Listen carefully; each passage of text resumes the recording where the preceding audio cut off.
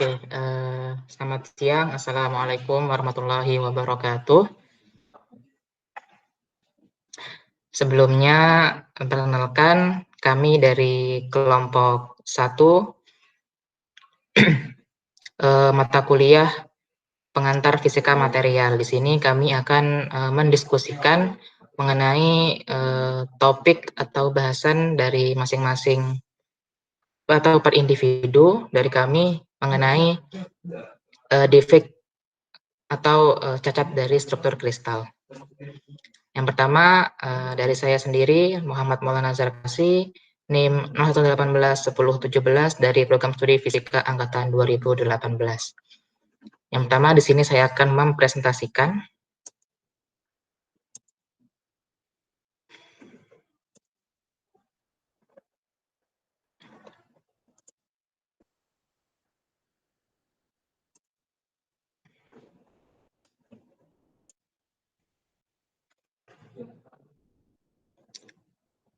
Apakah sudah terlihat teman-teman?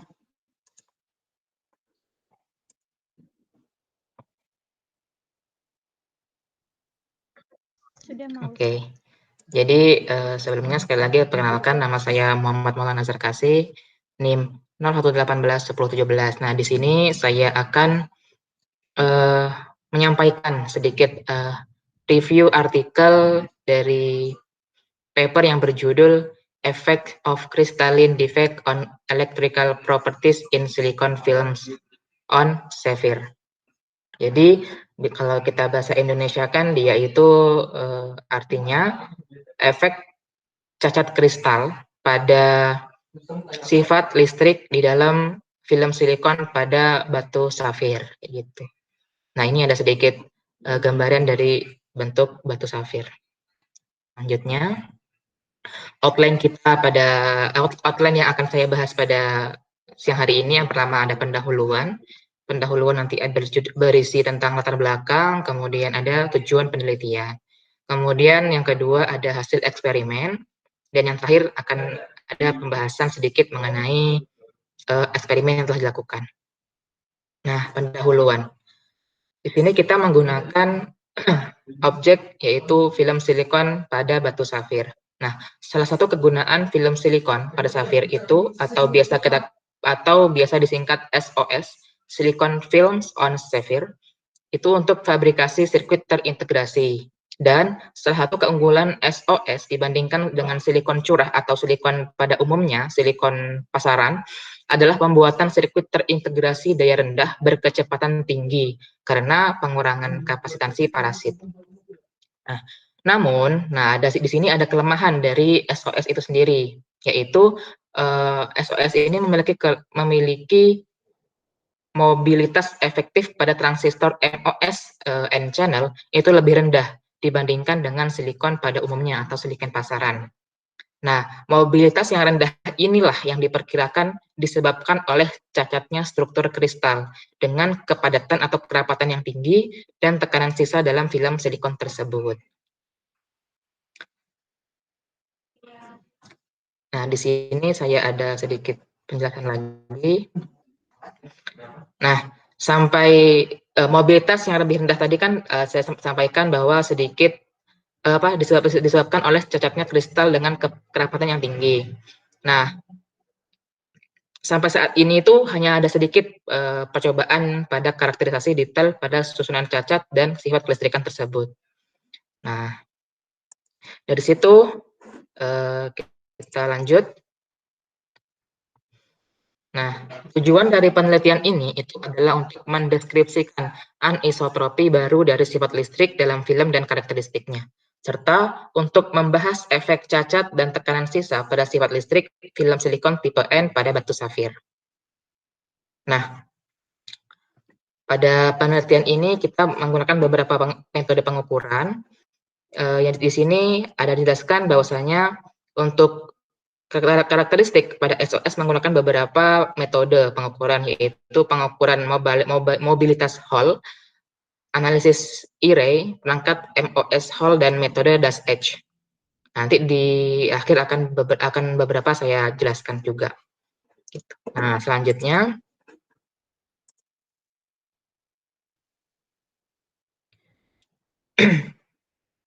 Nah, hasil eksperimen.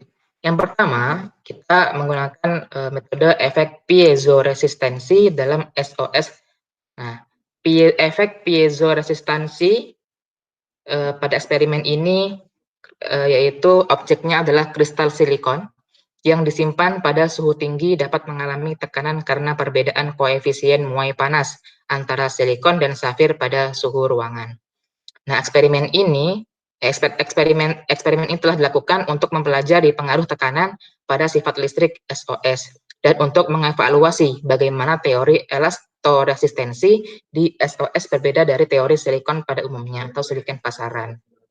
Nah, ini ada gambar skema dari efek piezorezistensi dalam SOS. Di sini ada safir, kemudian ada silikonnya. Oke, lanjut. Nah, ini kita bisa lihat hasil dari percobaan efek piezorezistensi untuk arah 110 silikon dan 100 S silikon dalam film silikon 001 dengan ketebalan 1 mikrometer.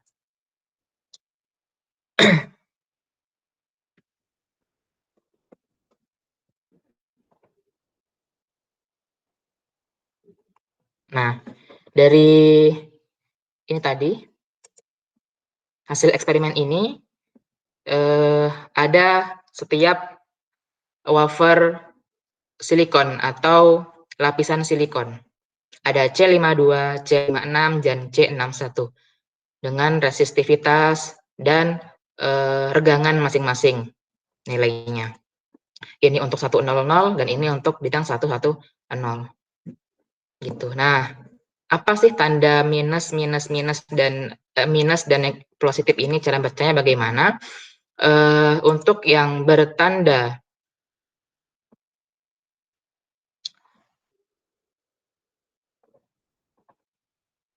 untuk yang bertanda negatif itu karena terjadi regangan pada efek piezorezistansi tadi.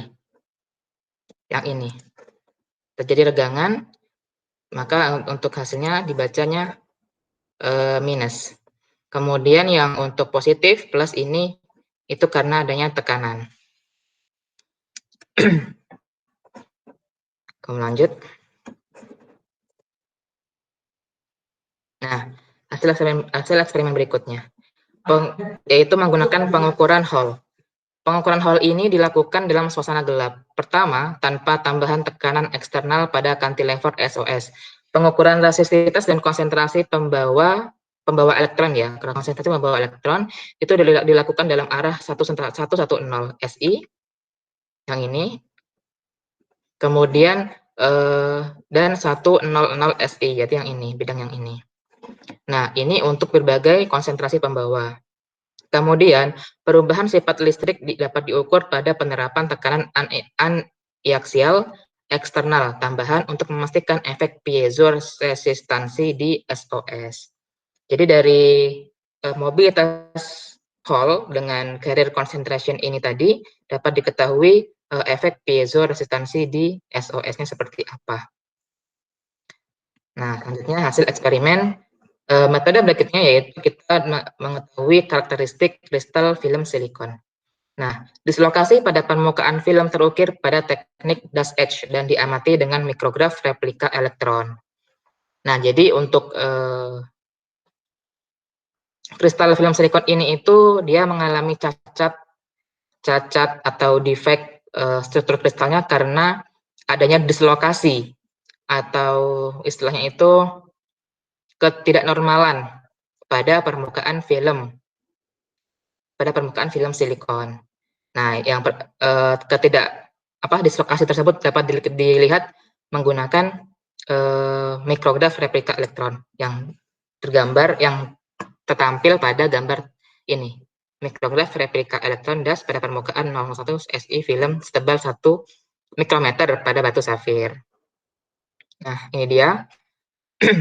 Nah, ketebalan film yang gambar yang berikutnya, yang ini gambar yang kiri, ketebalan film ini tergantung pada kerapatan dislokasi dalam 001 film silikon pada safir. Jadi semakin tebal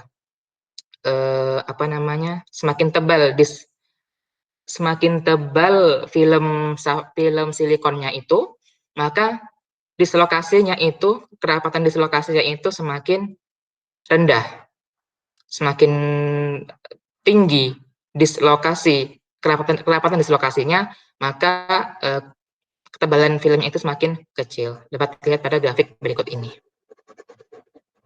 Ini ya. Selanjutnya, nah, dari hasil eksperimen tadi dapat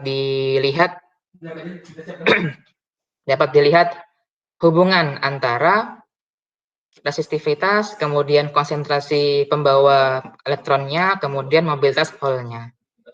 Lihat ya, bahwasanya saat konsentrasinya itu kecil, maka mobilitas Hall-nya itu juga kecil. Berbanding terbalik dengan resistivitasnya semakin besar. Itu. Nah, yang ini untuk yang bidang 110, saat kadar konsentrasinya besar, kemudian mobilitas Hall-nya itu besar, maka resistivitasnya kecil. Gitu. Nah, yang berikutnya di hasil eksperimen kita bisa melihat sifat listrik pada suhu rendah. Pada suhu rendah, kita dapat melihat mobilitas elektronnya. Grafik yang pertama, semakin tinggi suhunya, maka untuk mobilitas elektronnya itu tidak bisa terlihat.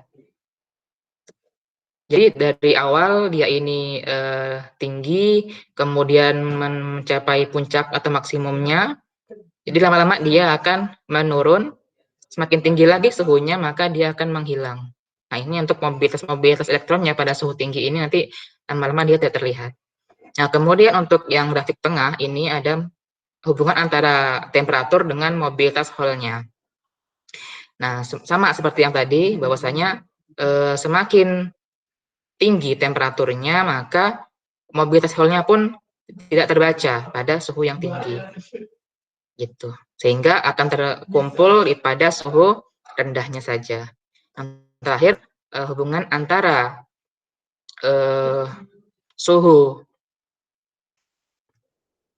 suhunya dan konsentrasi pembawa elektronnya atau carrier concentration.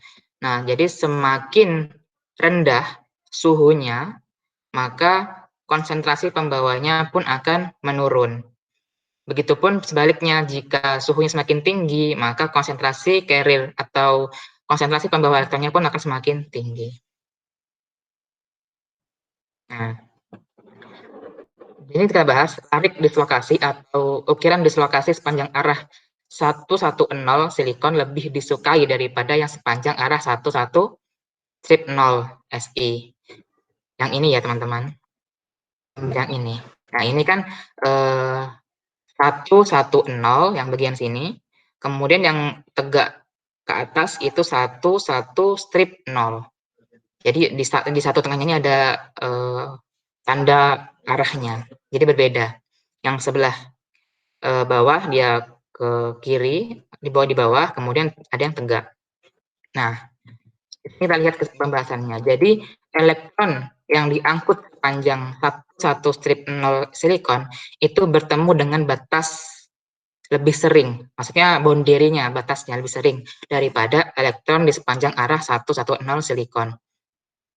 Perbedaan antara mobilitas Hall pada arah 110 dan 11 strip 0 SI menjadi lebih jelas pada suhu yang lebih rendah karena hamburan muatan ruang lebih dominan. Jadi bisa dilihat di gambar tadi bahwasanya dislokasi apa namanya tadi itu? Dislokasi lariknya, dislokasi permukaannya itu elektronnya itu lebih dominan ke arah 110 yang ini bagian bawah. Dia itu jarang terlihat atau bahkan tidak ada terlihat pada arah ke kanan yang bagian ini. 11 strip 0. Gitu. Jadi pada konsentrasi pembawa yang lebih tinggi, perbedaan yang disebutkan di atas tidak ditemukan karena tidak adanya tumpang tindih antara daerah muatan ruang di sekitar dislokasi dan daerah muatan yang membentuk dinding tidak terbentuk di garis batas. Akibatnya disimpulkan bahwa mobilitas anisotropi disebabkan oleh hamburan oleh dinding muatan ruang di sekitar batas butir. Nah, jadi akibatnya ada dua macam nih anisotropi listrik. Salah satunya disebabkan oleh regangan yang diinduksi secara termal, dan yang lainnya adalah karena karakteristik struktural dari film tadi. Nah, kemudian dua faktor yang dipertimbangkan untuk penurunan mobilitas. Salah satunya adalah peningkatan hamburan karena daerah muatan ruang di sekitar dislokasi. Dan yang lainnya adalah peningkatan massa efektif konduktivitas elektron yang dihasilkan dari peningkatan regangan tekan dengan mendekati antarmuka si safir, Si safir. Nah, akan tetapi regangan tidak bergantung pada ketebalan lapisan tipis. Dari hasil tersebut, tentang hamburan dislokasi dan profil mendalam dislokasi pada hasil ini mengarah pada kesimpulan bahwa hamburan dislokasi itu bertanggung jawab atas penurunan mobilitas, sehingga hal ini akan mempengaruhi sifat kelistrikan dari silikon safir, maksudnya film silikon pada batu safir akibat dislokasi atau cacatnya struktur kristal pada silikon. Jadi untuk yang ini, efek dari dislokasinya itu, dislokasi pada permukaan film itu mempengaruhi sifat listrik dari batu safir tadi, seperti itu.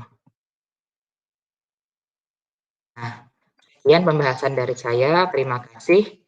Ada yang ingin didiskusikan, dipersilahkan. Bagaimana teman-teman?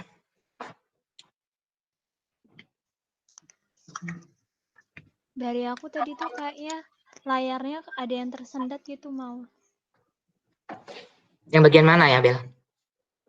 Dari hasil eksperimen sampai bawah tadi.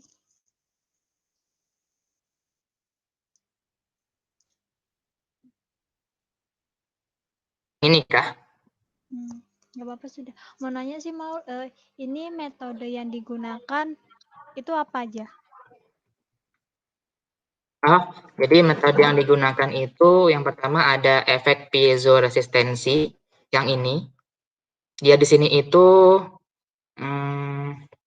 untuk mempelajari pengaruh tekanan pada sifat listrik SOS gitu, tentang sifat listriknya. Jadi dia itu disimpan pada suhu tinggi kristal silikonnya dan mengalami tekanan karena perbedaan koefisien muai panas antara silikon dengan si safirnya itu pada suhu ruangan, sehingga di sini dapat diketahui bagaimana pengaruh sifat listrik terhadap SOS itu. Kemudian ada pengukuran Hall. Nah, pengukuran Hall ini itu dilakukan dalam suasana gelap. Suasana gelap ini apa? Tanpa tambahan tekanan pada tekanan eksternal atau tekanan luar, kemudian dilakukan pengukuran resistivitas dan konsentrasi pembawa elektronnya. Nah, kemudian dari metode ini perubahan sifat listriknya dapat diukur pada penerapan tekanan eksternal. Maksudnya tekanan tambahan eksternal dari tekanan tambahan dari luar untuk memastikan efek piezo resistansi di SOS tadi. Jadi pengukuran hal ini itu untuk memastikan efek piezo resistansi yang tadi kita lakukan gitu. Dan yang terakhir itu ada untuk mengetahui karakteristik kristal film silikon itu dengan teknik dust etch, di mana dia diamati dengan alat yang namanya mikrograf replika elektron. Nah, di sini kita baru tahu bagaimana sih dislokasi atau ibaratnya ketidaknormalan pada permukaan film silikon tersebut. Nah, di sini kan kita lihat nih bahwasanya di sini tuh saling rapat ke arah bawah, ya kan? Ke arah bawah ini pada bidang 110 gitu. Yang ini yang agak gelap ini. Aduh, sana. Nah, yang ini. Nah, kemudian dia nggak ada yang ke arah sana kan? Yang nggak ada yang ke arah 1 karena di sini itu ada yang namanya boundary atau dinding batasnya. Makanya apa namanya ini, elektron ini lebih suka ke arah bawah daripada ke arah kanan. Karena di daerah kanan ini ada namanya boundary atau batasnya. Itu sih Bel untuk metode-metodenya. Jelas enggak? Jelas, paham. Oke. Mungkin kalau ada yang kurang jelas bisa langsung didiskusikan aja teman-teman. Jadi kesimpulannya sih, kalau kesimpulan yang saya dapatkan dari pembahasan ini, itu tuh karena ketidakrapatan, maksudnya karena dislokasi tadi ya, dislokasi muatan tadi itu, maka akan mempengaruhi sifat kelistrikan dari silikon tadi, silikon pada batu safir, di mana pada temperatur yang sangat tinggi itu sifat listriknya akan berubah gitu. Begitupun dengan yang hasil eksperimen ini kita lihat kan, tadi kan kita lihat di sini kita kristal silikonnya disimpan pada suhu tinggi, ya kan? Nah, sehingga didapatkan bahwasanya resistivitasnya itu tinggi. Ya, P yang rho 0 ini resistivitas awal sebelum dilakukan efek piezorezistansi, kemudian yang rho ini itu resistivitas yang ini tuh resistivitas akhir. Dia semakin meningkat ya resistivitasnya. Jadi pada suhu tinggi itu akan mempengaruhi sifat kelistrikan dari film silikon tadi, kayak gitu. Itu yang saya pahami.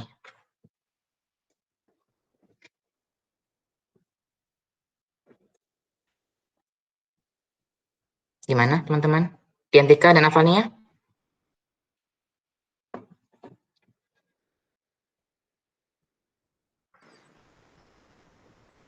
Ya Ul. Ya. Gimana? Coba naik lihat eksperimennya, hasil eksperimen. Iya, bentar. Bentar. Coba dulu. Bentar.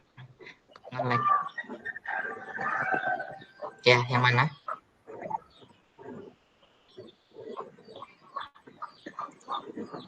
Bentar ya. Ya stop di sini.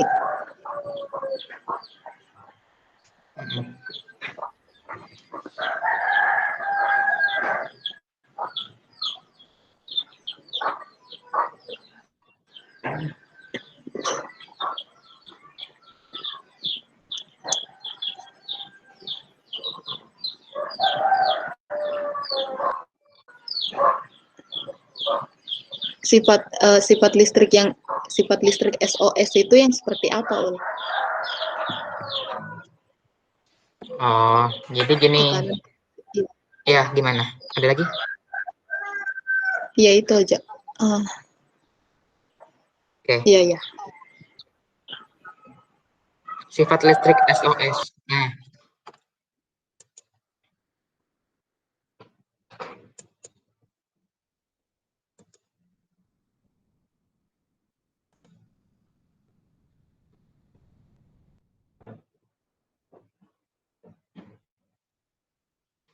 Bentar, aku masih memahami dulu.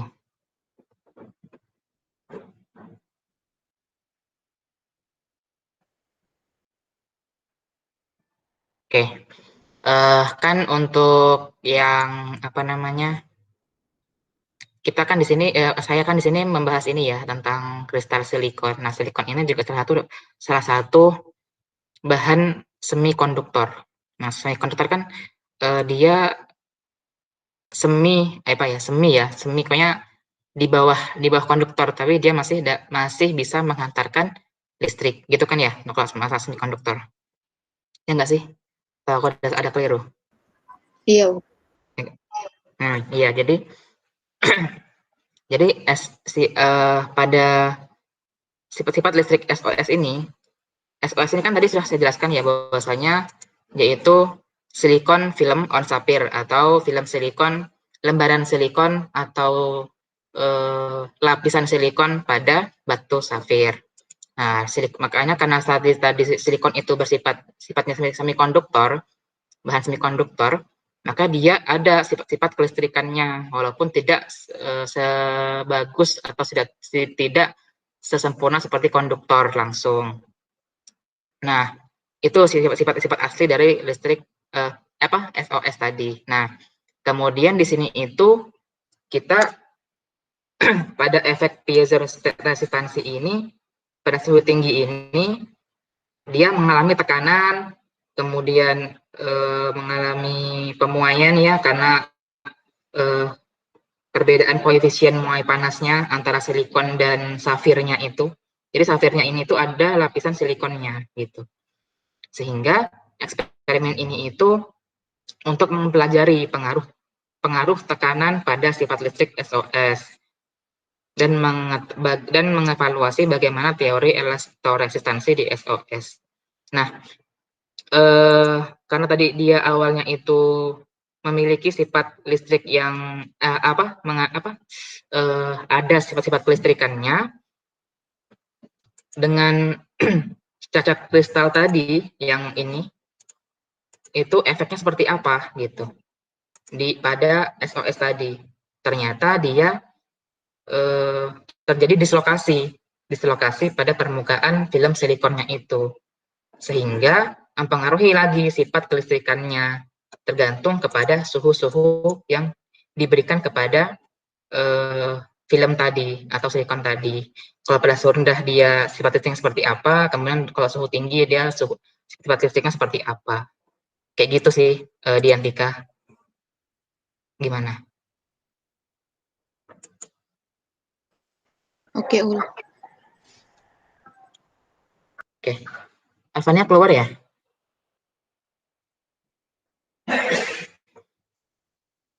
Oke. Mungkin biar nggak lama-lama juga, langsung aja kita masuk. Udah ya, nggak ada lagi kan ya? Kalau ada nanti kita diskusi di akhir aja. Langsung aja kita masuk ke Delia, silahkan untuk menyampaikan review tentang artikelnya. Dipersilahkan.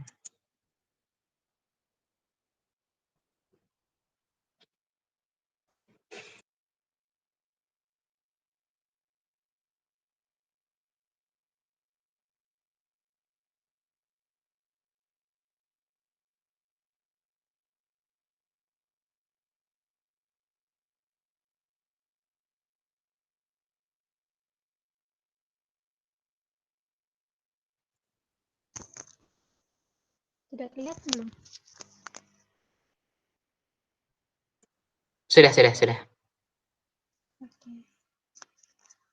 Baik, sebelumnya Assalamualaikum warahmatullahi wabarakatuh. Perkenalkan, nama saya Belia Pravilta Ingga Susmita dengan NIM 01181003.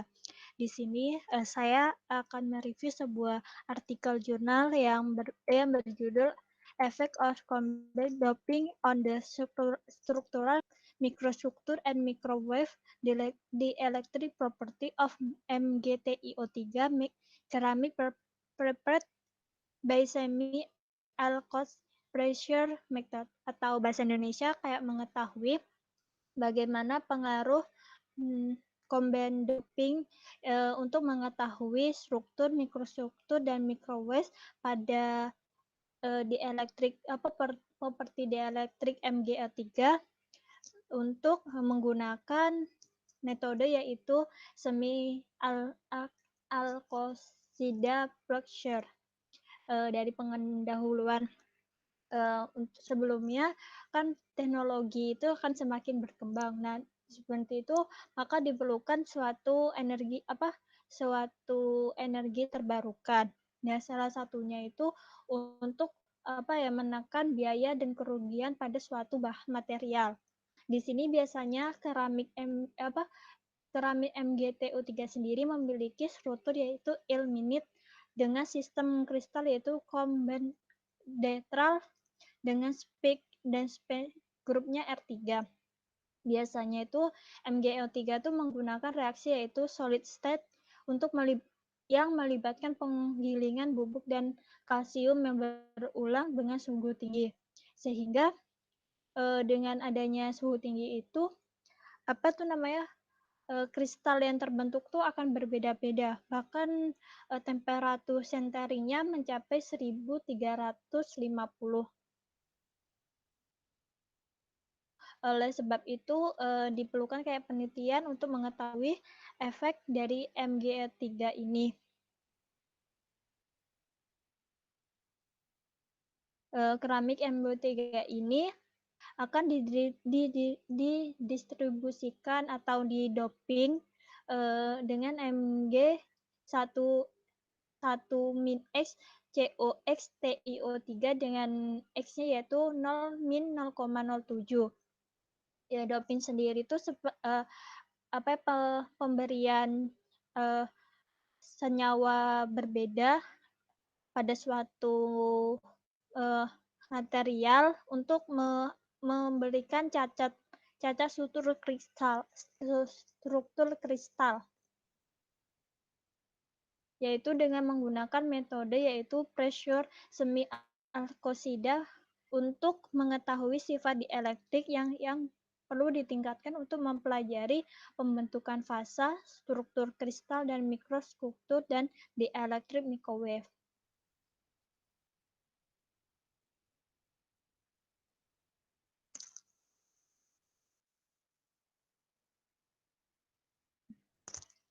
Langsung ke kedua yaitu prosedur percobaan.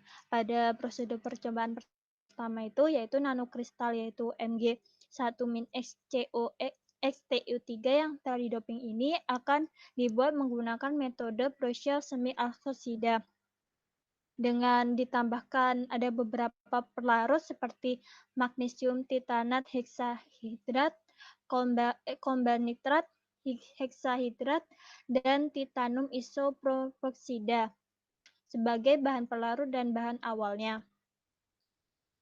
Setelah itu perbandingannya yaitu ada 1:15 pada suhu ruangan. Selanjutnya titanium isopropoksida ini akan ditambahkan ke larutan isopropanol dan diaduk selama 2 jam. Setelah itu maka ada suhu akan mengalami penaikan sehingga menyebabkan terjadinya sol dan kemudian menjadi gel. Gel tersebut akan dipanaskan kembali pada suhu 110 derajat Celcius dengan kecepatan 5 derajat per menit. Dari pemanasan itu akan dikalsinasi. Setelah dikalsinasi akan digiling dan ditambahkan polivinil alkohol. Setelah itu akan terbentuknya serbuk. Serbuk ini akan dipres menjadi pelet yang diameternya yaitu 10 mm dan tingginya 5 mm.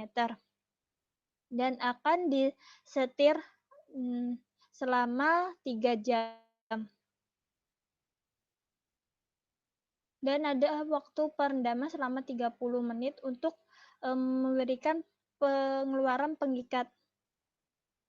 Setelah disentering ini, maka sampel akan didinginkan dengan menggunakan analisis thermal thermogravimeter diferensial.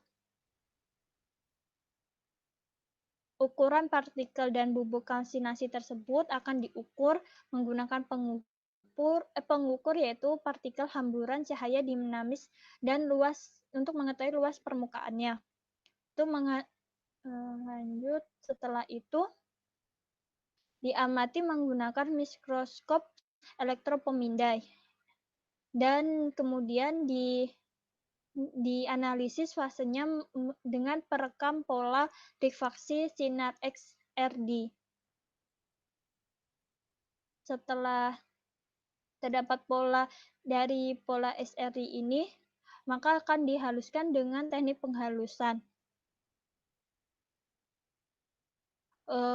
Untuk yang digunakan untuk mengetahui mikroskop elektron atau SEM dan spektroskopi dispersi energi dan konstanta dielektrik dan faktor kualisasi pada frekuensi gelombang mikro. Untuk hasilnya dari bubuk MgTiO3 yaitu nanokristal dapat diperoleh gel dengan puncak di sini yaitu M585 terdapat puncak eksotermik. Yang ini disebabkan karena adanya proses kristalisasi dari MgTiO3.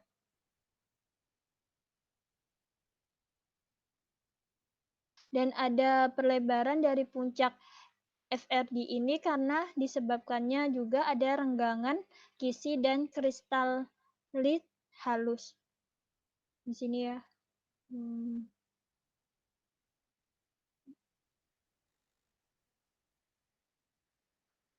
Di sini juga ada penerapan Williamson-Hall untuk bubuk MgTiO3 yang setelah dikalsinasi sehingga memiliki ukuran kristalit yaitu 39 nanometer.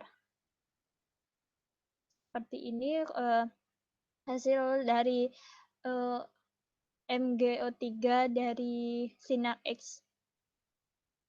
Dari bubuk ini yang telah dikalsinasi juga memiliki ukuran partikel yaitu 80 sampai 120 mikrometer.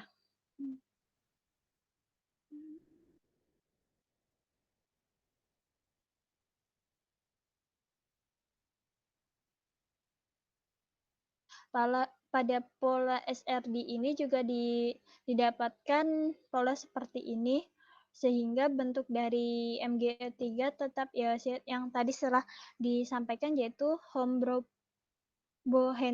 R3.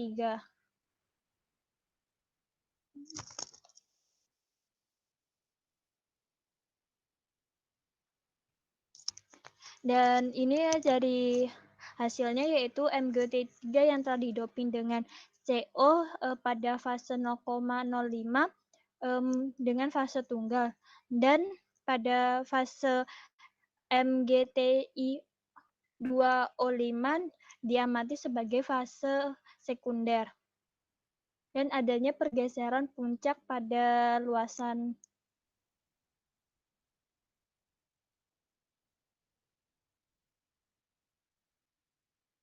Pada pola SRD juga yang telah disenter menunjukkan pada fase tunggal Mg1-X COX dengan fase TiO2 dan intensitas difraksi puncaknya meningkat.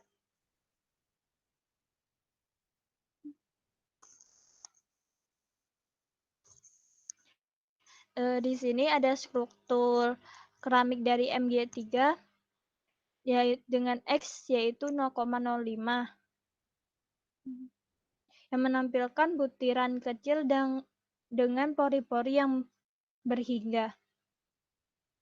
Peningkatan T-sin T ini hingga 1200 derajat Celcius meningkat sehingga ukuran rata-ratanya yaitu 3,1 pada suhu 1100 derajat Celcius, 4 mikrometer pada derajat 1150 dan 7,4 mikrometer pada 1200 derajat Celcius.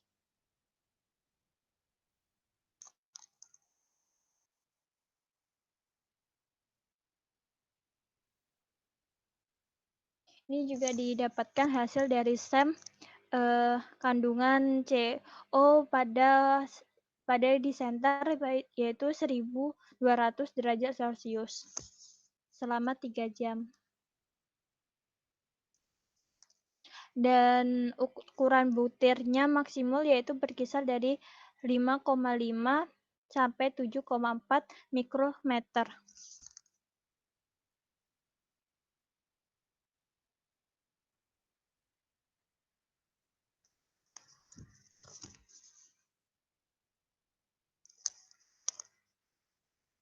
Nilai nilai disensitivitas relatifnya berkisar yaitu 82,40 sampai 97,26 derajat persen untuk semua sampel yang disenter pada suhu 110 sampai 1250 derajat Celcius.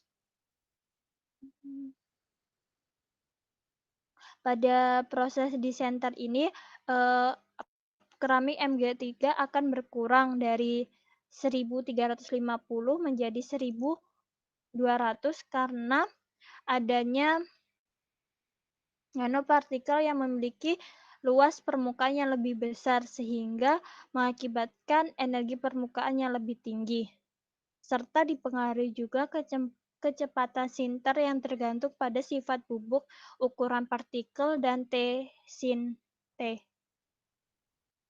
Oleh karena itu, jika T-sin yang lebih rendah, maka sebagian besar mekanisme sintering akan aktif dan ada sebagai hasil dari peningkatan kecepatan sinteris yang mengarah ke kerapatan relatif maksimum dan ukuran butir yang lebih seragam.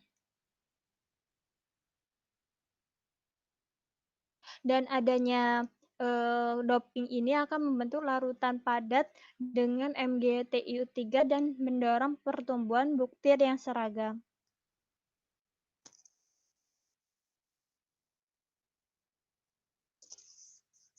Dan hasilnya juga yaitu ada maksimum yaitu 17,03 diperoleh pada X yaitu 0,05 pada disenter pada 1200 derajat Celcius.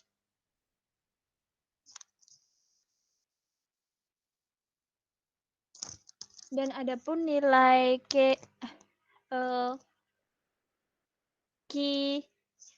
kali F0 yaitu maksimum pada 170 Thz yang diperoleh pada X sama dengan 0,05 spesies.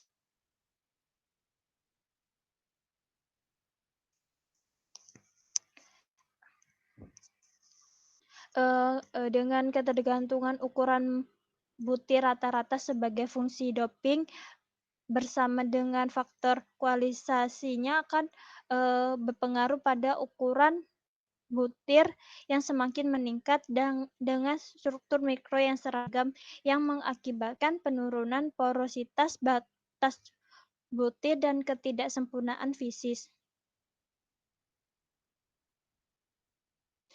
Sehingga doping CO dalam MgTiO3 ini akan menghasilkan yaitu peningkatan nilai Q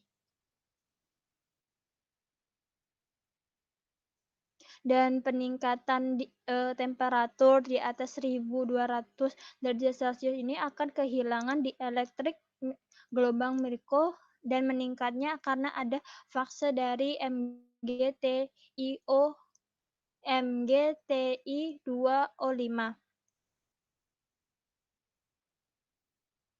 Kesimpulannya yaitu pada Mg1-X TiO3 X yaitu 0,00-0,7 atau yang didoping ini pada metode prekursor semi alkosida, maka ada kondisi yaitu dipengaruhi oleh untuk mendapatkan struktur imanis pada satu fase dan densitas tertinggi dan mikrostruktur yang seragam dan dielektrik gelombang mikro yang baik, serta adanya kerapatan relatif yaitu 97,27%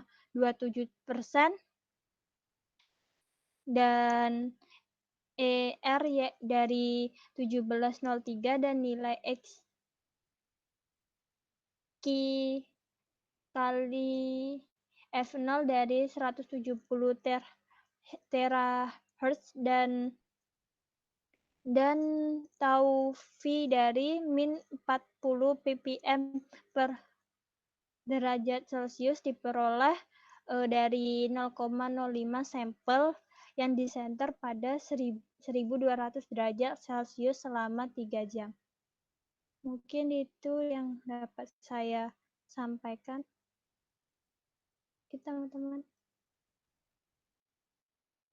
Teman-teman yang ingin bertanya. Baik, terima kasih Welia. Ini teman-teman Alvania ada pertanyaan.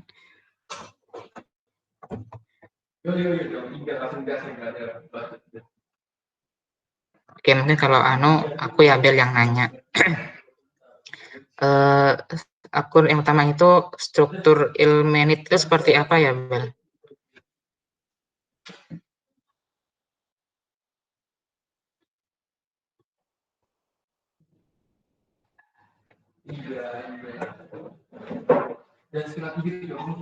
Kan MGTIO3 ini kan memiliki struktur Ilmenit. Nah, struktur Ilmenit itu yang seperti apa? Gitu.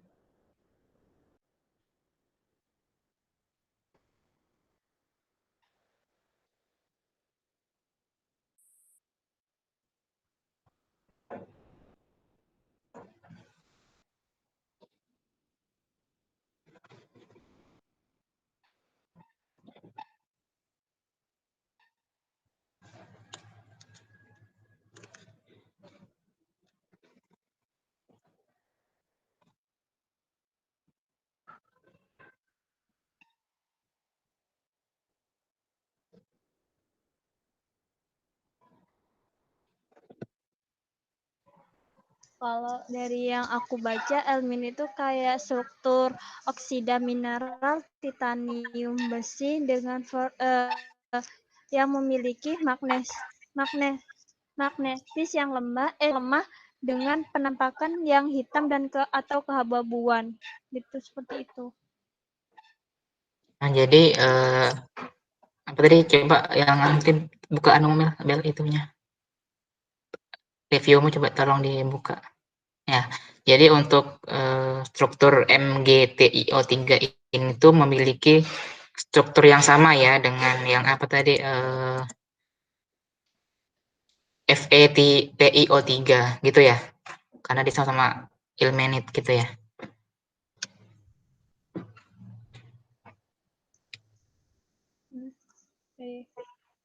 Iya, salah.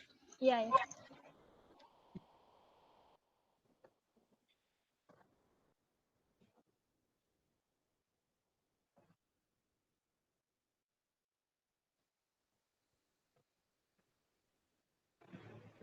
Jadi untuk yang apa namanya?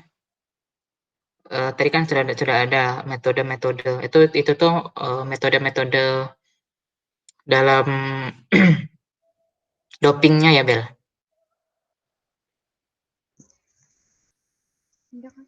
Iya, kayak kita tahu apa karakteristiknya dari setelah didoping itu bagaimana gitu. Terus yang terakhir sehingga apa sudah didoping, pokoknya struktur kristalnya sudah ada rombakan lah gitu kan di doping tadi itu. Nah, apa efeknya itu apa tadi yang di akhir tadi itu? Pasti apa ya menyebabkan sifat yang seperti apa sih? Ya tadi udah ada deh kesimpulan. Iya ini kan.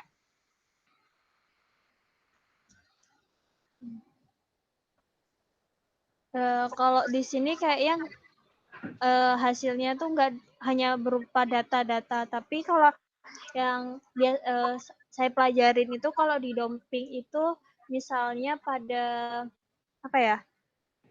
Kan misalnya ini saya kan penelitiannya yaitu di SCC itu kan adanya di doping itu biar apa ya? Semikonduktor dari MgTiO3 yang didoping itu memiliki band gap yang lebih kecil gitu, kayak apa jarak antar apa ya molekulnya itu atau partikelnya itu dapat diperkecil seperti itu. Oke. Oke. Terima kasih Willia. Ya sama-sama mau. Yang lain gimana? Tahu. Ya. Dia nggak ada ya? Iya. Iya nggak ada. Ini ada yang ditanyakan.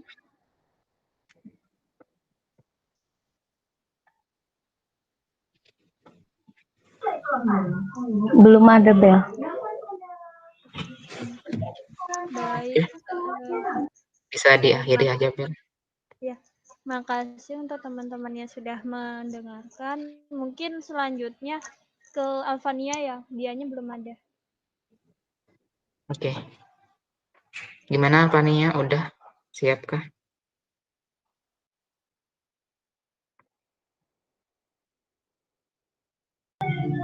Udah sih, cuman yang bagian kesimpulannya belum kuperbaiki sedikit. Belum kuketik ulang gitu. Nggak apa. Nanti aja itu akhirnya. Nanti dibahas aja dulu.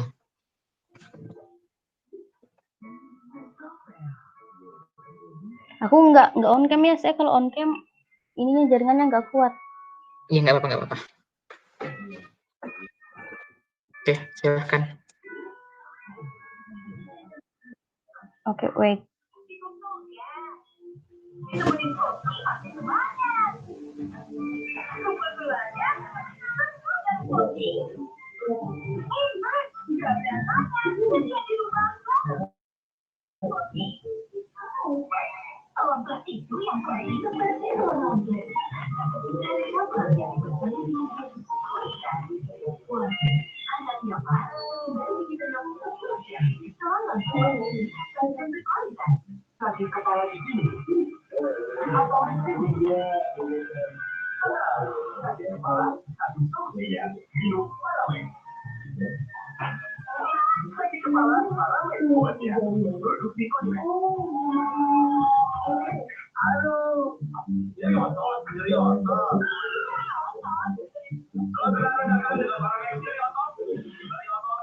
Kelihatan kah print screen-ku? Belum. Aduh, bentar. Susah banget.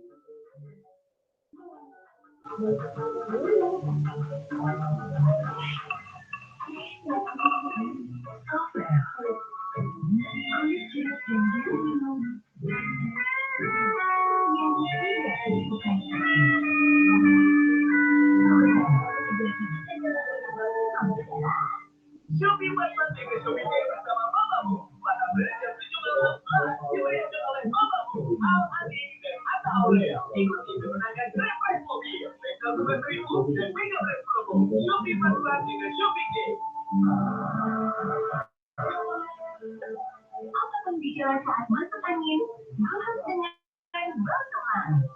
Balsulam, andalan terpercaya untuk semua gejala masuk angin. Balsulam.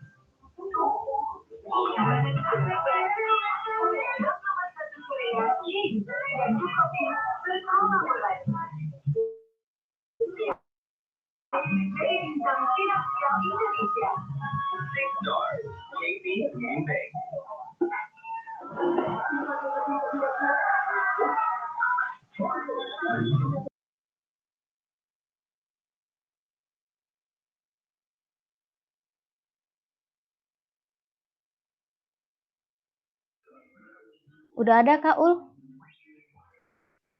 Sudah.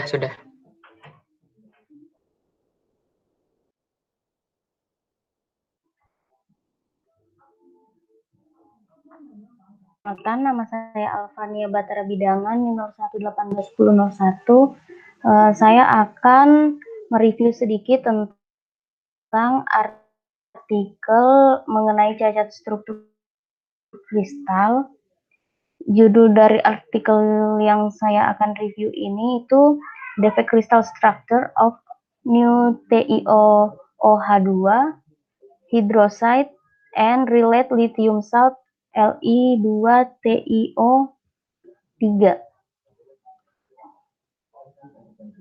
atau dalam bahasa Indonesianya yaitu cacat struktur kristal TiO OH2 baru dan terkait garam litium Li2TiO3.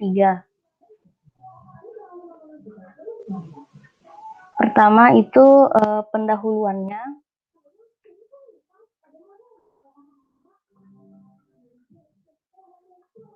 Pendahuluannya itu struktur kristal TiOOH2 ini dan Li2TiO3 itu memiliki konsentrasi cacat yang tinggi. Struktur kristal litiumnya itu litium garam itu diperoleh pada 700 Celcius yang dimana saat dia dipanaskan itu terdapat kesalahan susun LiTi2 lapisan logam yang mengarah hingga muncul tatanan jarak pendek dalam ketiga ruang yang mungkin.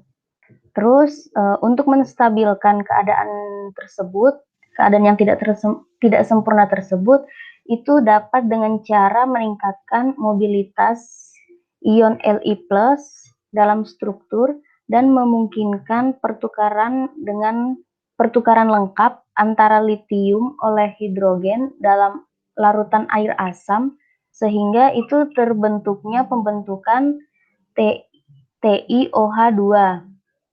Struktur kristal TiOH2 itu termasuk dalam tipe struktur hidroksida ganda berlapis. Kemudian kita masuk di bagian percobaan.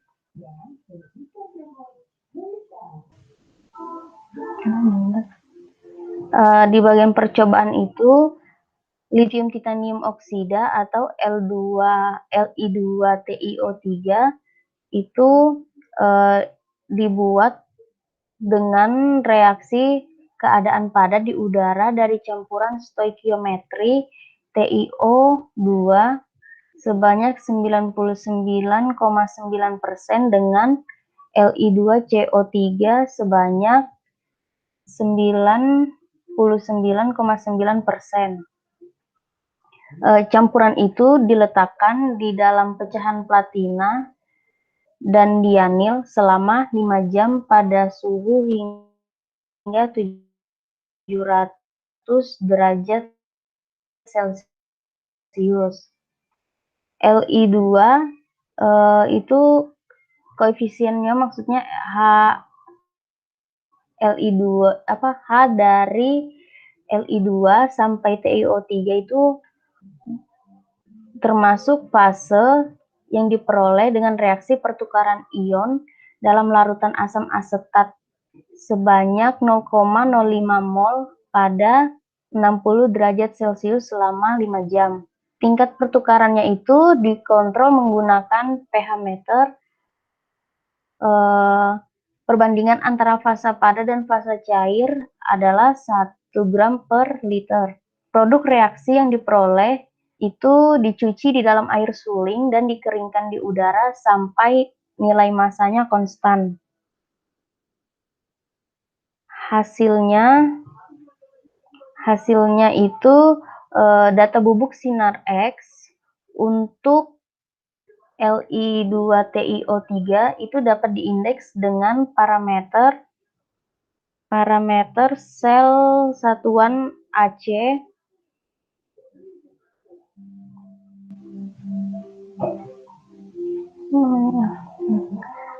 itu 5,0705 A derajat, BC-nya 8,7715 A derajat, CC-nya itu 9,7462 A derajat.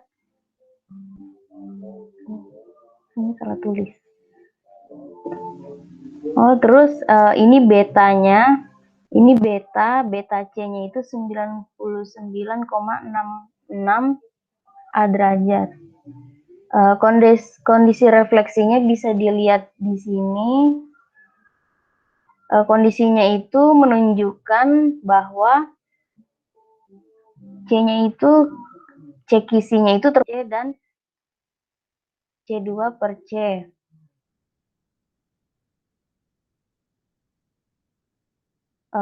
Dapat diketahui bahwa C2 per C itu merupakan kelompok Li2 TiO3. Upaya untuk menyempurnakan result dari data difraksi serbuk tinggi sebagai model awal, namun tidak memberikan hasil yang memuaskan. Tujuan dari eksperimen itu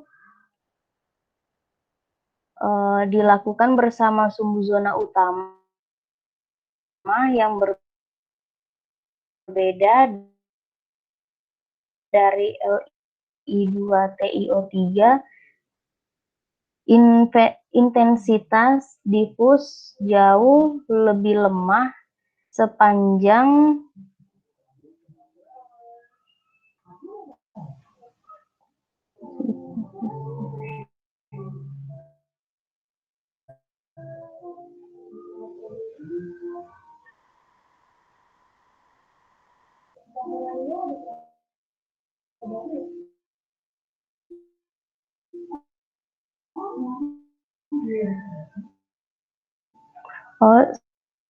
sepanjang 0 L, maksudnya L awalnya itu batang melalui asal timbal balik dan batang melalui refleksi K dengan K sama dengan 6N. Keadaan itu menunjukkan hamburan penyebaran penumpukan LITI yang tidak teratur. Dua lapisan digeser oleh dua vektor yang mungkin dengan vektor U00 dan U1/60. Berdasarkan bahwa struktur kristal modifikasi LT dari Li2TiO3 dapat susun LiTi2 lapisan. Terus kesimpulannya itu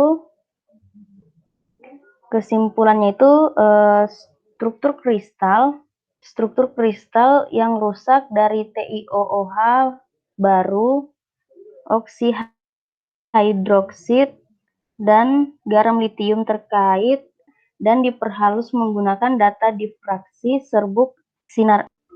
Yang pertama, telah terbukti bahwa perbedaan dalam reaktivitas kimiawi antara LT dan HT monoklinik itu berbeda fase karena adanya cacat, terutama karena kesalahan susun dalam strukturnya. Eksperimen difraksi bersama dengan simulasi diskas dan perbaikan model cacat menunjukkan bahwa LT-Li2TiO3 garam itu menampilkan kesalahan susun LiTi2 lapisan logam. Terus yang kedua itu model struktur kristal untuk TiOOH OH2 yang baru itu senyawanya itu berasal atas dasar garam terkait atau Li tadi.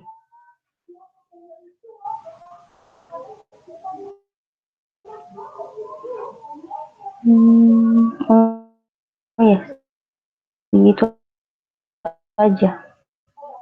Ada yang bertanya?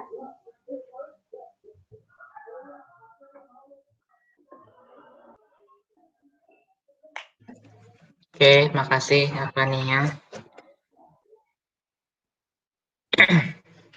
Jadi mau sedikit kita diskusikan aja sih. Jadi tadi aku agak bingung coba buka lagi nih ya.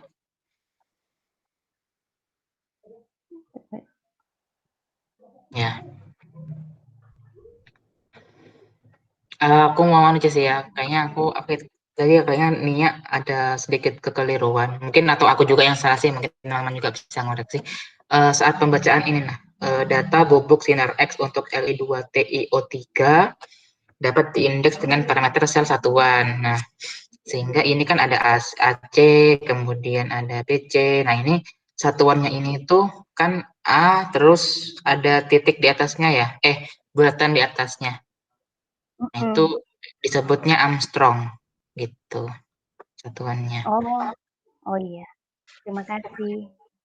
Oke. Nah, kemudian untuk apa? Jadi untuk yang kan ini kan judulnya tadi nih ya. Ke atas bentar dikit.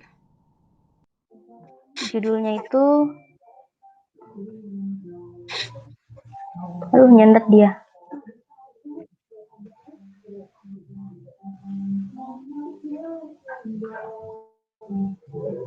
Aku bacain aja gini ya. Oh, Ya, gitu udah, ya. udah. Nah, ini kan ada struktur Nih, cacat kristal struktural. ya. TiO-OH2 dan terkait garam litium Li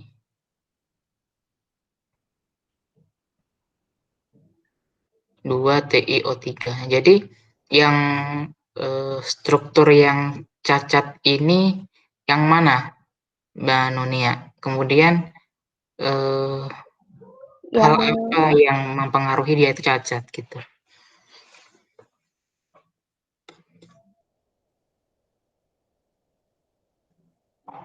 jadi yang cacat itu kristal TiO-OH2 yang baru karena kayak gitu sebenarnya kristalnya itu udah ada tapi saat dimodifikasi itu dia kalau kalau suhunya itu terlalu tinggi dia bakalan cacat. Jadi strukturnya itu cacat. Nah, ini yang kayak di pendahuluan ini oh astaga aku salah dong. Jadi yang garam litium ini yang ini. Yang cacat.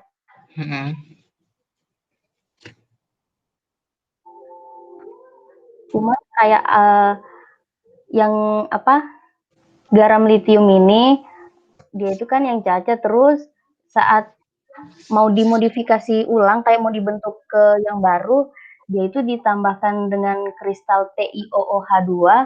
Nah itu tapi ternyata tuh ada ini malah tambah ini lagi tambah cacat lagi. Jadi tingkat kecacatan kristalnya itu semakin tinggi. Terus tingkat kecacatannya itu bukan ciri apa ya namanya gambaran cacatannya itu muncul di lapisan logam LiTi2 ini itu terdapat tatanan jarak pendek dalam ketiga ruang yang mungkin gitu. Ada sih aku gambarnya cuman kayak apa ya? Bentar. Aku anin dulu. Gambarnya belum kusalin.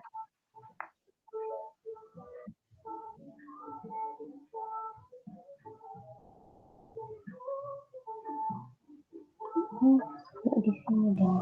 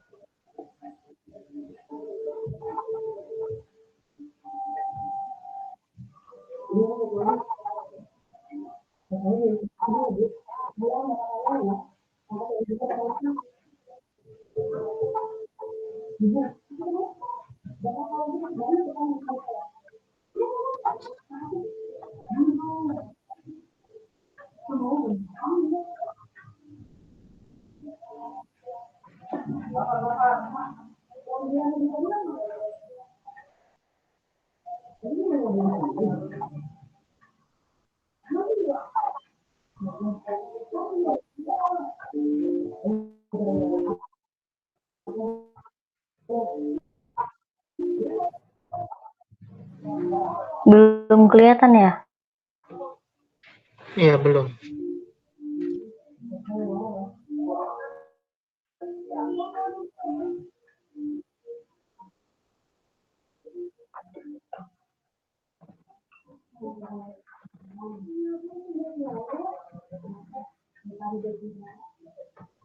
Mau nggak ya?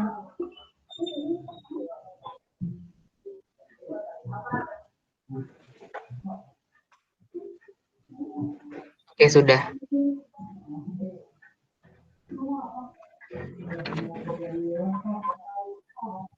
Nah, ini. Jadi tatanan itu kan tadi dibilang tatanan ruangnya itu apa namanya tadi? Ya, tatanan jarak pendek dalam 3 kelompok ruang yang mungkin. Jadi maksudnya itu yang yang apa sih namanya, seperti kayak intinya gitu. Cuman jadi ini ada ruang-ruangnya di sini. Itu kalau semakin suhunya saat dia dipanaskan itu dia semakin bertambah juga, jadi semakin renggang.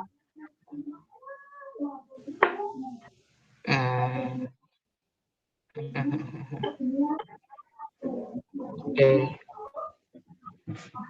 Thank you, Nia. Delia, pertanyaan. Delia, Mau nanya nih ya, ini kan kayak cacat kristal itu dipengaruhinya sama apa aja faktornya?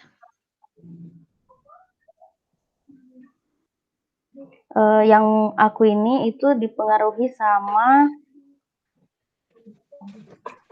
saat prosesnya itu yang ini suhu ya, temperatur itu suhu sama di sini ada juga saat dia diproses, saat Li tadi itu diproses dengan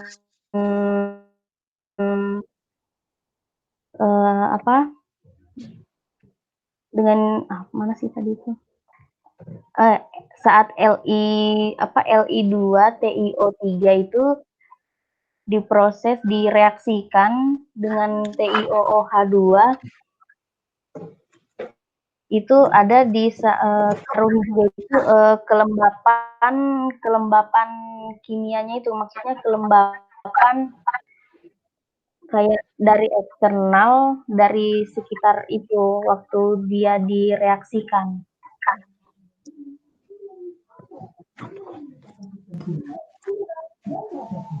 Inti ininya ada 2 aja sih yang mempengaruhi, itu stabilitas termalnya aja sama kelembapan kimia, itu aja. Oke, terima kasih. Sama-sama. Ada lagi? Oke, mungkin cukup sih, Nia. Bisa diakhiri. Oke. Terima kasih atas perhatiannya. Terima kasih. Mungkin selanjutnya dilanjutkan ke Dianti. Oke, terima kasih Alvania atas pemaparannya. Nah, ini berhubung Diantikanya belum masuk gitu ya, karena tadi dia ngasih tahunya itu tidak ada laptopnya lagi error. Jadi mau gimana, mau ditunggu kah? Tunggu aja kali ya, bentar. Diannya tadi ngomong kayak mana? Ini laptopnya error, dia lagi usaha masuk dulu katanya. Oke. Oke, jadi tidak ada dulu, nggak apa-apa.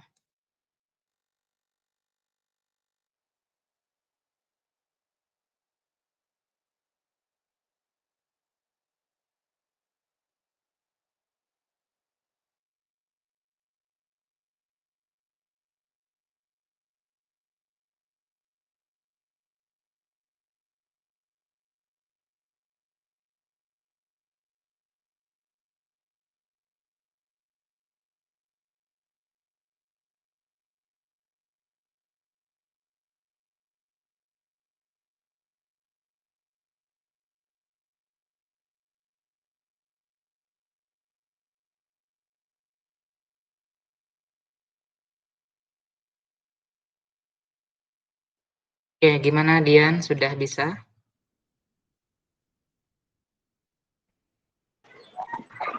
Oke.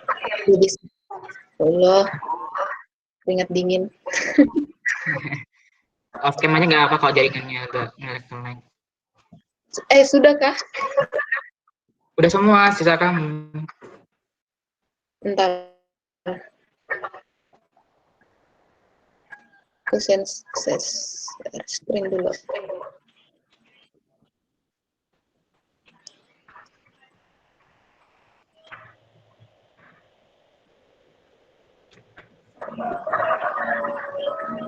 Oke.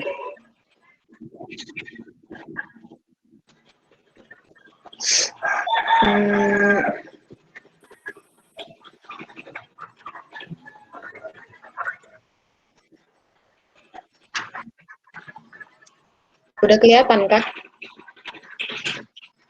Belum. Belum. Oh, udah.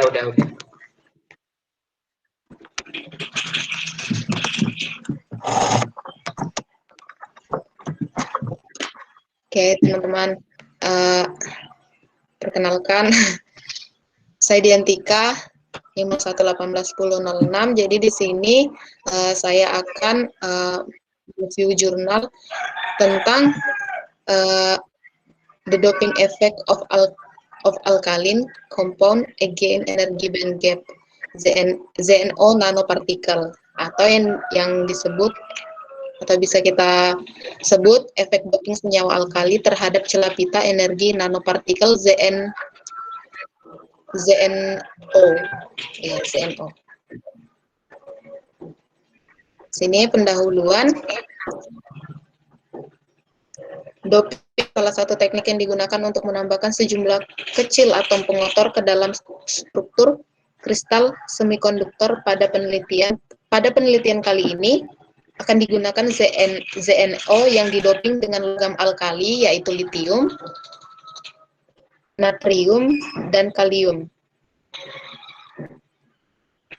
Di sini masuk ke metode. Di sini metode yang digunakan khususnya pada sintesis nanopartikel adalah metode Sougel. Ya, metode Sougel.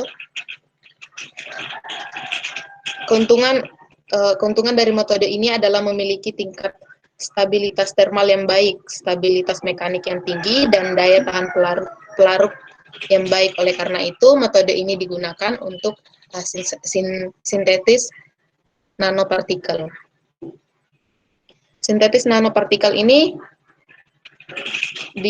dilakukan dengan metode Sougel. Pada metode ini, ZNO-nya disintesis dalam larutan etanol dan LiOH-H2O sebagai agen hidrolisis.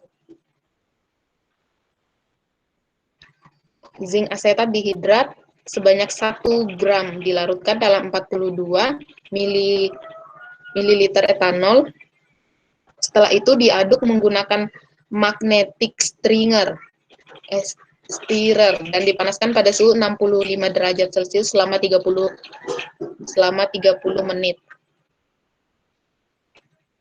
Lalu secara terpisah, litium dihidroksida monohidrat beratnya sekitar 0,28 gram dicampur dengan 23 ml etanol dengan mengadukan dalam ultrasonic bed selama 16 menit hingga diperoleh larutan homogen.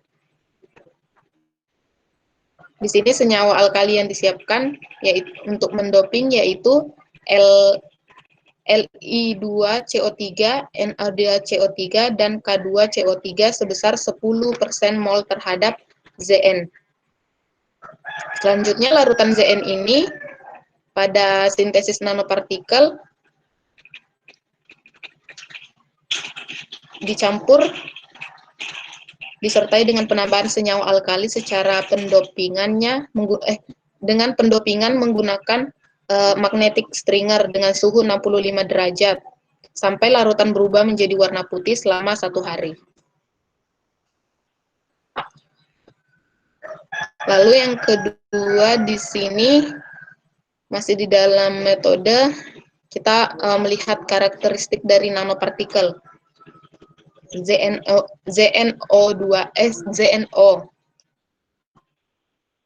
Karakteristik dari nanopartikel itu di sini ada dua, ada X-ray diffraction dan scanning electron microscope. XRD digunakan untuk menentukan ukuran dan struktur kristal dan SEM itu sendiri untuk mengetahui morfologi dari partikel ZNO2. Sampel yang digunakan di sini untuk analisis XRD dan SEM berbentuk serbuk. Lalu yang kedua ada UV spektrometri, digunakan untuk menentukan celah pita energi. Sampel yang digunakan untuk analisis UV spektrometri berbentuk fase larutan dengan konsentrasi 0,1 mol larutan dan disimpan dalam ultrasonic bath dengan temperatur 27 derajat selama 30 menit. Lalu di sini kita masuk ke dalam analisis. Untuk analisis struktur dan ukuran kristalnya. Jadi di sini ada sebuah gambar. Ini gambar spektrum ZNO tanpa dan yang didoping dengan Li2CO3, Na2CO3 dan K2CO3. Pada gambar ini menjelaskan bahwa ZNO2 tanpa doping dengan puncak tertinggi berada pada sudut, di sini berada pada sudut 2 theta, yaitu 29, di sini terlihat enggak ya, 29,4 derajat. Dan senyawa yang terbentuk adalah zincite, ya. Hasil sintesis ZNO tanpa doping ini dibanding dengan data ISDD dengan kode referensi 9694181. Astaga, ribut di sini, sorry guys. Hal ini menandakan adanya pergeseran puncak difraksi dari hasil karakteristik ZNO tanpa doping ke intensitas yang lebih rendah. Sebenarnya di sini saya akan menunjukkan analisis ukuran kristalnya, tapi belum sempat untuk naruh tabelnya, jadi mungkin saya melihatkan Word-nya.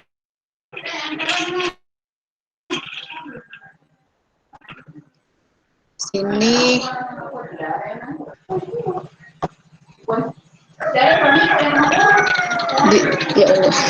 di sini ada tabel ukuran kristal ZNO tanpa yang didoping dengan Li2CO3, Na2CO3 dan K2CO3.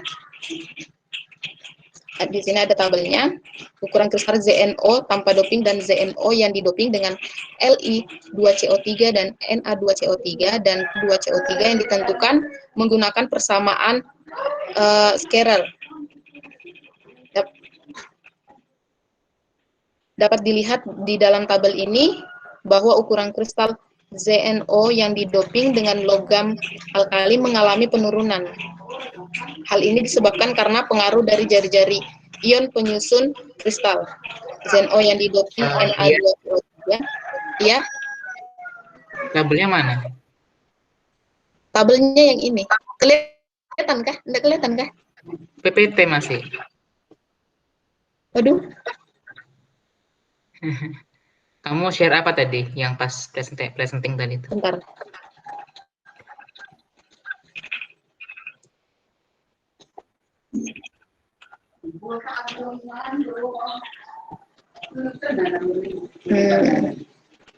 Korea.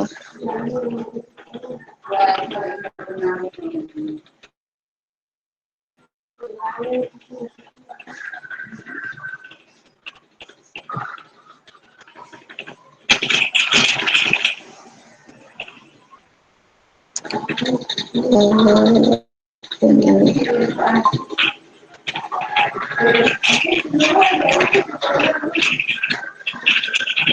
udah kelihatan kah?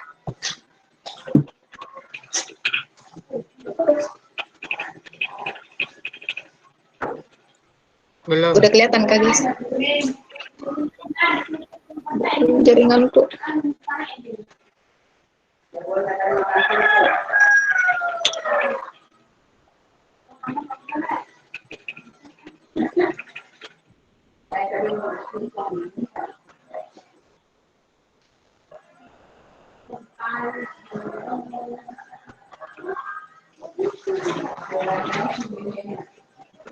Udahkah?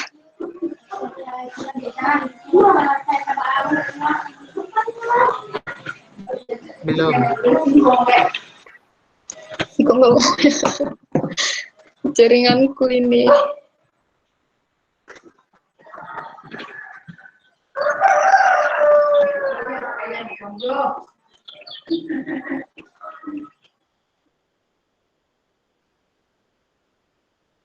Tunggu bentar, aku ulangin.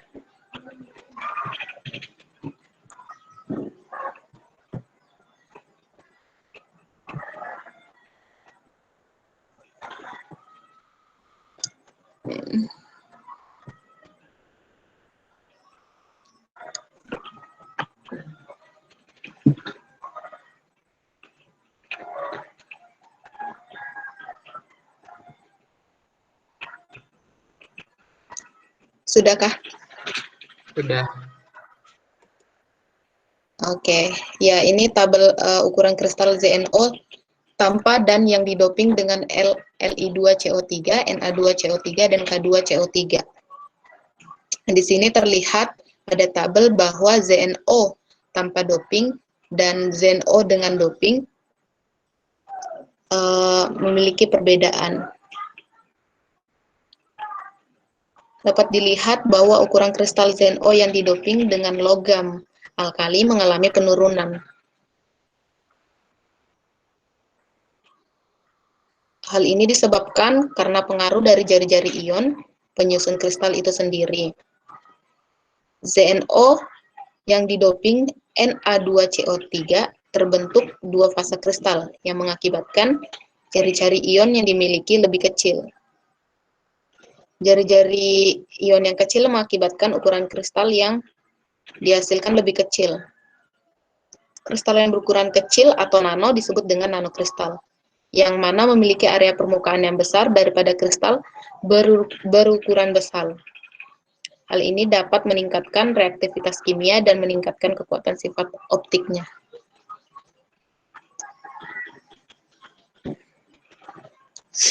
Lalu,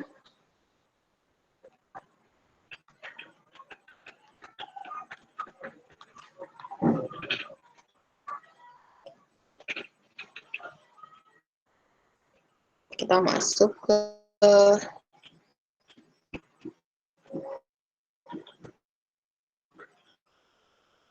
kesimpulannya ya.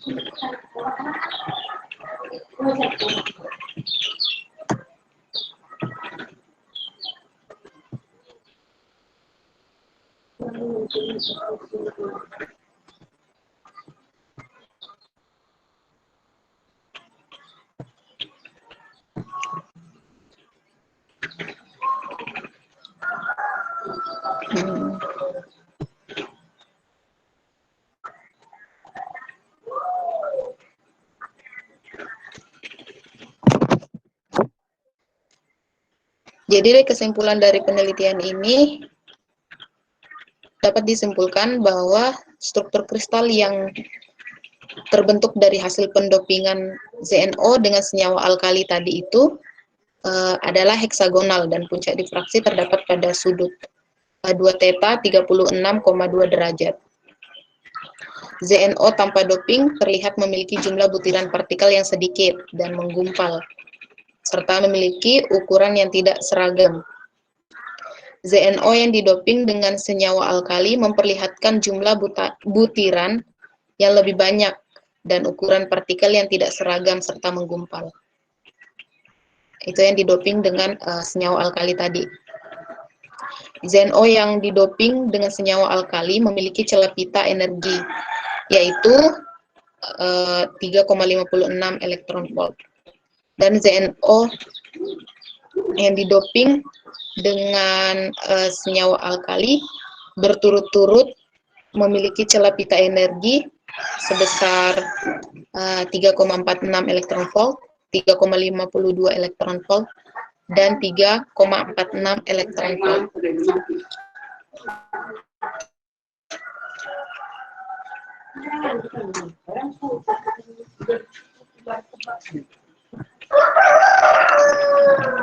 Ini saja teman-teman, aku kurang begitu terlalu paham.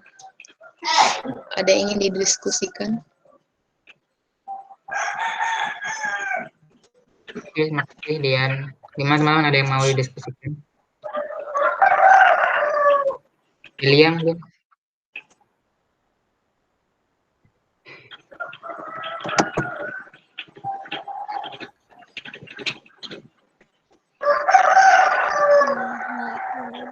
Berarti kesimpulannya hanya berupa perbedaan jumlah butir aja ya, Dian? Ya, Bel? Iya, sama ini, Bel. Perbedaan dari celah pita energi. Kalau celah pitanya Apa? Kalau celah pita, celah Celah pitanya pita gimana? energinya itu. Jadi di sini senyawa alkali memiliki nilai celah pita energi dengan nilai yang lebih kecil. Di sini terdapat kan celah pitanya karena hasil dari doping tadi yang didoping dengan Li2CO3, Na2CO3, dan K2CO3 memiliki berturut-turut celah pita energinya yaitu sebagai berikut yang ada di sini. Sudah ditambah airnya? Sudah ditambah ini? Ya Allah.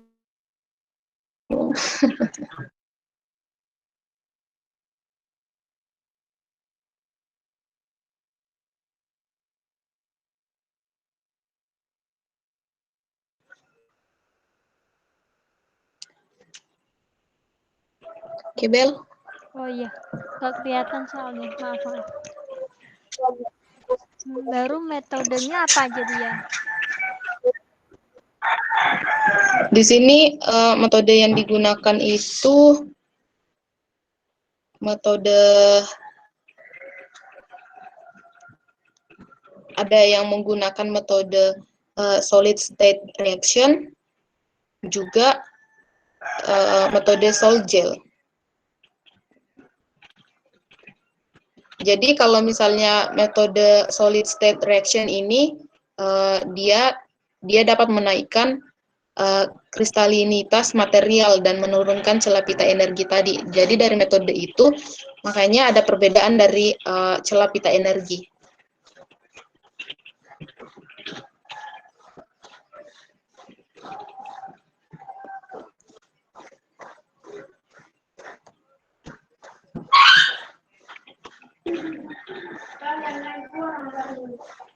Terus kalau metode sol gel itu digunakan untuk ini sintesis nanopartikel yang tadi di ZnO.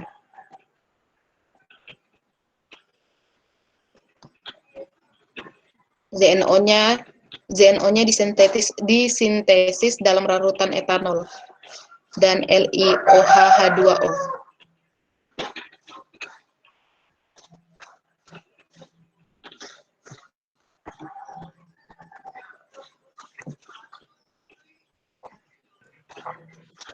Oke.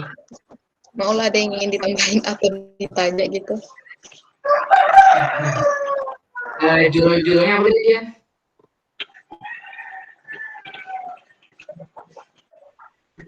Aduh.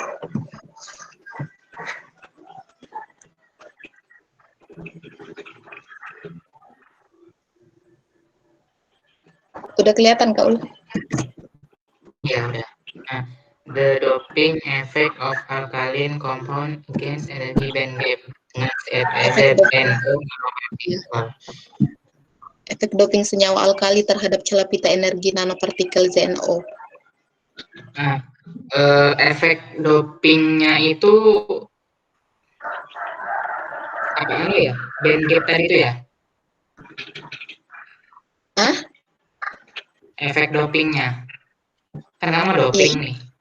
Ya, kita ngedoping dengan senyawa alkali tadi. Nah, terus dari situ tuh sifatnya seperti apa? Habis apa? Sifat fisisnya. Sifat fisisnya. Sifat fisis apa ini? Nanopartikel. Iya.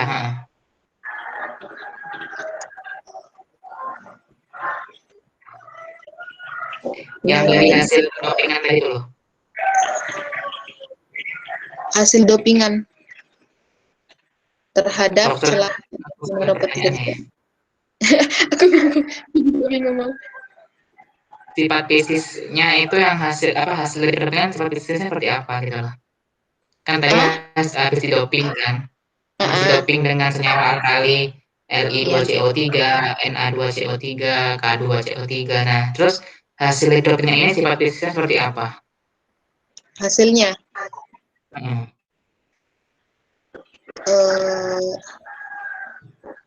bentar ya.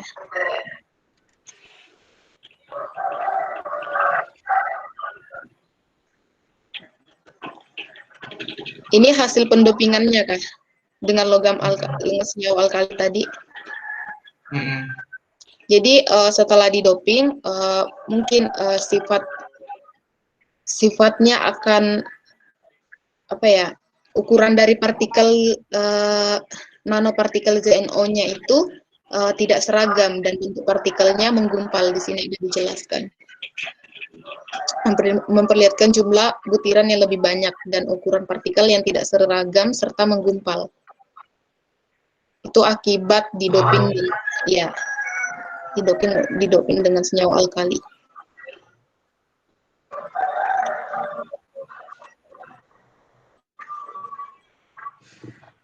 Jadi hasil itu ukurannya tidak seragam, partikel menggumpal, serta adanya apa ini tadi yang perbedaan celah pita energi.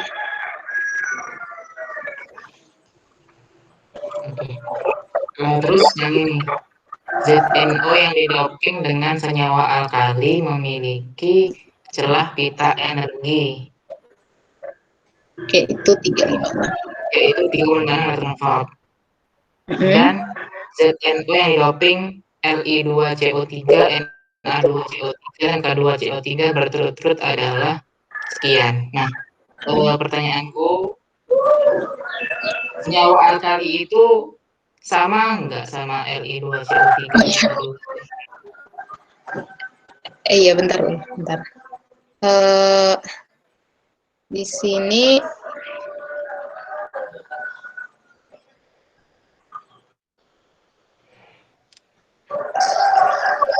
alkali ya.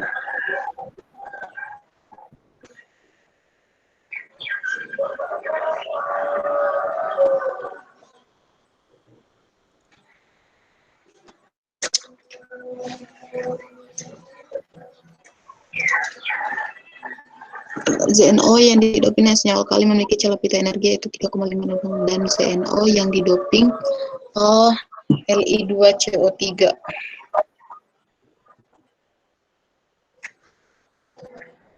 Di sini senyawa alkali itu ya ini Li2CO3, Na2CO3 dan K2CO3.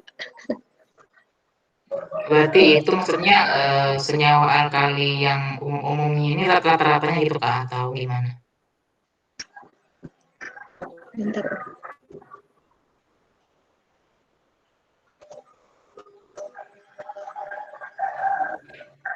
Di sini elektron